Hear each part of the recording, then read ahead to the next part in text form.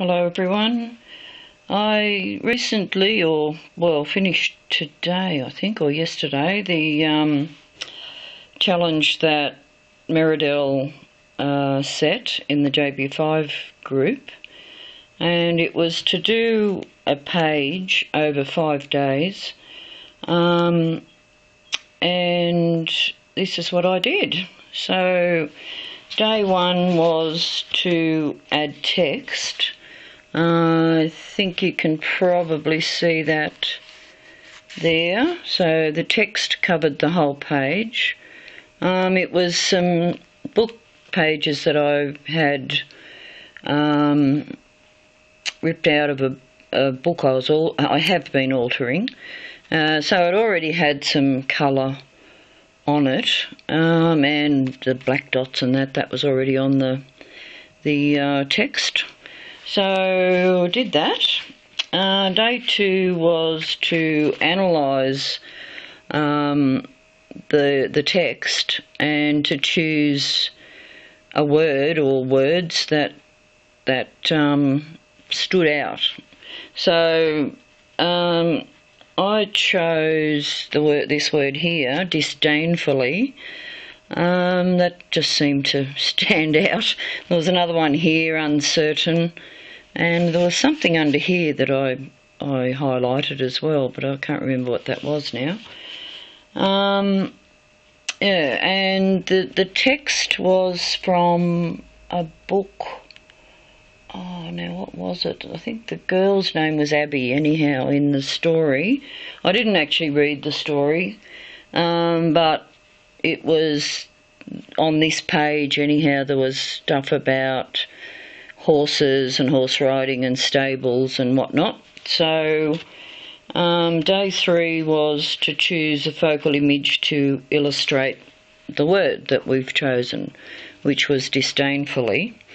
I actually looked it up on a few different sites and looked up some synonyms and whatnot. But yeah, because it was about horses and horse stables and whatever, I found this picture of a horse poking his tongue out. So I thought that illustrated disdainfully quite well. Yeah, so day four was to add a border. My border was some washi tape that homemade washi tape. So I just did the border on two sides. I actually did add the silver paint pen around the whole thing. I think I did that on day four. I also had these were paper clips that I'd made some time ago, and I added those in to the border. That's the only one that still got the actual clip on it. So, and yeah, used the silver paint pen around those. And I'd put a bit of, like, the paint pen actually leaked here, which sort of turned out okay. So there was a big blob of silver paint there, which I just kind of mushed around, and it sort of highlights the horse quite well, actually. I added this in, I'm not sure when I did that. I think I did it on day four, and yeah, so I just wrote disdainfully again on a bit of text. Don't know whether it's going to show up all that well, being metallic paint. Oh, well, actually that was with a gel pen. So I'm not sure why I did that. I think it just seemed as if it balanced it out a bit better. Day five was to add an interactive element. Oh, there were 3 parts to day 5. So the first thing was to add an interactive element, which I've done with that. Just a little charm saying made with love. Somebody sent to me, a few of them actually.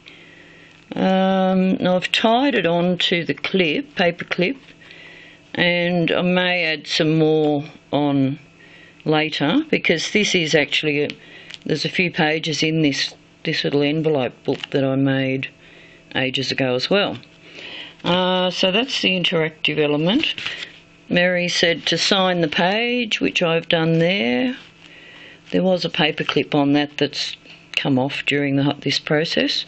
So I've signed it there with silver gel pen, and to add something to the back of the page. So this is the back of my page. I just love this picture. Another horse poking his tongue out, and like he's poking his head around behind this tree here. So I had already put that on the back page because I found the two pictures, and this one worked better here, and that one I put on the back page because this is a book made from envelopes, which I'm going to finish, and hopefully Meri's going to do some more challenges. This one here, I did a border around it. Once again, it was already